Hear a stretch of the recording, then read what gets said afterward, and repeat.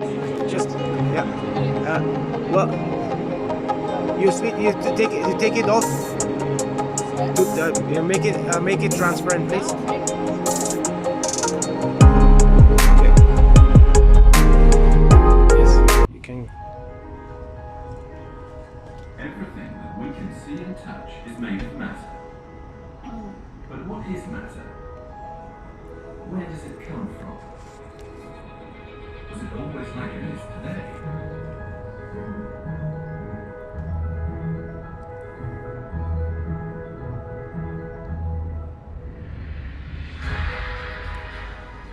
The ALICE experiment at CERN will shed new light on these questions that mankind has been wondering about for thousands of years. The existence of atoms was discovered by studying matter at very small scales. The shell of atoms is made of electrons.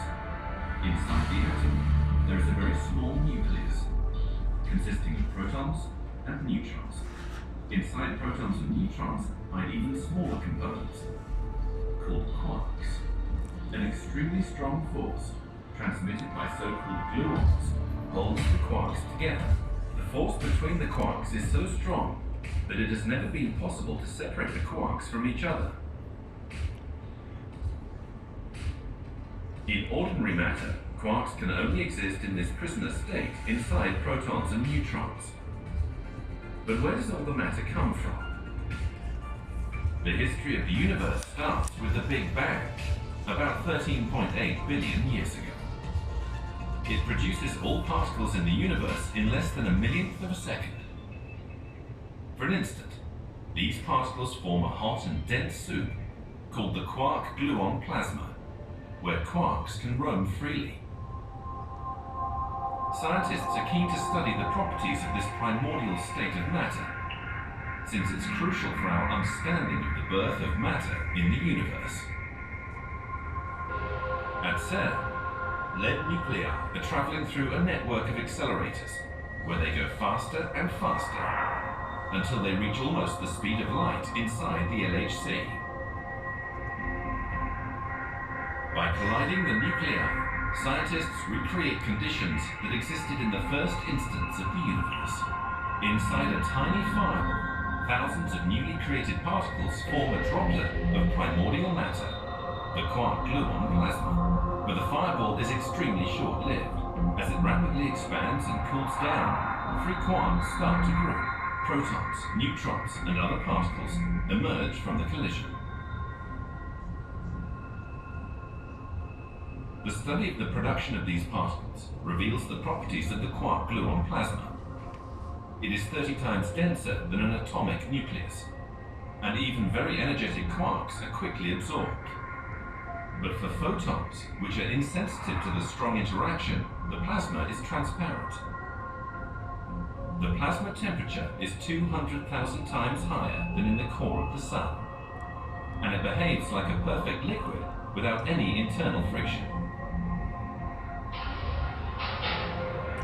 The study of the lead-ion collisions needs an enormous three-dimensional digital camera that surrounds the collision point. This is the ALICE detector. It records the direction and energy of particles emerging from a collision. By analyzing millions of collisions and comparing them with theoretical models, we can learn more about the properties of this primordial state of matter. The ALICE detector is installed in a cavern 56 meters below ground. It is 16 meters high,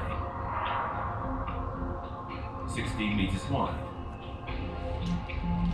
and 26 meters long. Its weight is 10,000 tons, more than the Eiffel Tower. The ALICE detector consists of several components for measuring charged and neutral particles. A huge magnet produces a field of 0.5 Tesla, forcing charged particles on a curved path. They leave signals in some of the millions of sensors in the tracking devices. Computers identify tracks by connecting these signals, and determine the energy and type of each charged particle. The energy of electrons and photons is measured in so-called calorimeters, which are located further outside. Muons are similar to heavy electrons and are detected in the muon spectrometer. A large dipole magnet bends their tracks, and several detector layers record their position. The data from all collisions are recorded to mass storage, amounting to many thousands of terabytes every year.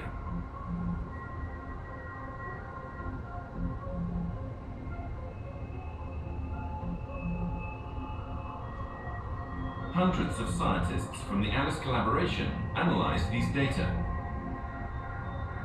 They are using the computer power of the LHC grid, which consists of several hundreds of thousands of computers distributed all over the world. The history of the ALICE collaboration starts in 1993, when the letter of intent is submitted to the LHC committee. The approval process takes almost 4 years and requires a number of detailed design reports. Since 1997, more than 1,600 scientists and engineers from more than 170 institutes in more than 40 countries have designed, built, and operated the ALICE detector. Since the start of the LHC in 2010, ALICE has studied the quark-gluon plasma. It has measured the expansion and cooling process with unprecedented precision and observed how different particle types are produced and interact when they pass through the plasma. Over the next years, the ALICE detector will continue to take data and to extend its performance. Thousands of scientists from all over the world are looking forward to new Oh, sorry. I stopped it anyway. It said